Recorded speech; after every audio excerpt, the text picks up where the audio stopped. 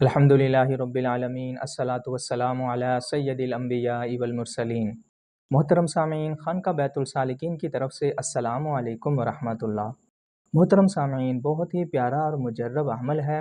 اگر آپ چاہتے ہیں آپ کی ہونے والی بیوی نیک سیرت ہو، پاک باز ہو، اور اسی طرح اگر آپ چاہتے ہیں کہ آپ کا شوہر نیک سیرت ہو، پاک باز ہو، تو آپ نے کرنا کیا ہے؟ ہر نماز کے بعد آپ نے اول اور آخر درود شریف پڑھنی ہے، اور ساتھ میں یہ دعا پڑھنی ہے: ربنا ہب لنا من ازواجنا وذریاتنا قرۃ اعین وجعلنا للمتقین اماما۔